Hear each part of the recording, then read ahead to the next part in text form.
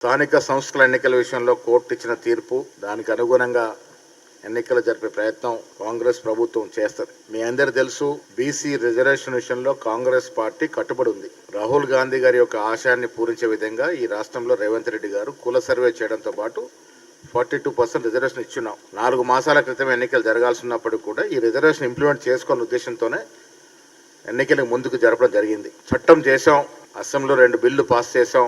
శాస్త్రీయబద్ధంగా జరిగిన సర్వే ప్రకారం ఇవ్వచ్చు అనేది అఫీషియల్ డాక్యుమెంట్ ఎస్టాబ్లిష్ చేసి కేంద్రానికి పంపించాం. 8 మంది ఎంపీలు ఉన్నారు బీజేపీలో, అందులో 2 మంత్రులు ఉన్నారు.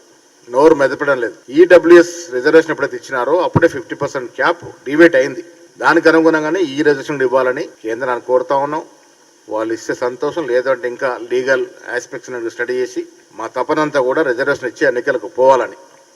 బట్ కోర్టు తీర్పిచ్చింది కాబట్టి దీని మీద సుదీర్ఘంగా కేబినెట్ మంత్రులతో, ముఖ్యమంత్రి గారితో మేమంతా దీన్ని చర్చించి తగు నిర్ణయం తీసుకుంటాం. ఇకపోతే నిన్న గాంధీభవన్లో జరిగిన political affairs committee meeting, advisory meeting, vice president ప్రధాన కార్యదర్శి మీటింగ్ చాలా విజయవంతమైంది. చాలా విషయాలు లోతుగా పిఎస్సిలో చర్చించడం జరిగింది. రానున్న స్థానిక సంస్థల ఎన్నికలు, జూబ్లీస్ ఉప ఎన్నిక, వచ్చే సంవత్సరం ఉన్న జిహెచ్ఎంసీ ఎన్నికల్లో అనుసరించిన వ్యూహం పైన చాలా విషయాలు లోతుగా చర్చించుకొని కొన్ని నిర్ణయాలు కూడా తీసుకోవడం జరిగింది. నేను ఒక మాట నిన్న పిఎస్సి మీటింగ్లో చెప్పాను, ఇప్పుడు కూడా చెప్తా ఉన్నాను. 18 మాసాల కాంగ్రెస్ ప్రభుత్వం నా భూతో నా భవిష్యత్తు. తెలంగాణ గతంలో సమైక్య ఆంధ్రప్రదేశ్ చరిత్రలో మొదటిసారిగా గోల్డెన్ పీరియడ్ నడిచింది. స్వర్ణయుగంలా తలపించే విధంగా 18 మాసాల పాలన సాగింది. దానికి కారణం మేము ఎన్నికలకు ముందు ఇచ్చినటువంటి ప్రతి వాగ్దానాన్ని మెజారిటీ అంశాలు పూరించడం. దాదాపు 70,000 ఉద్యోగాలు కావచ్చు.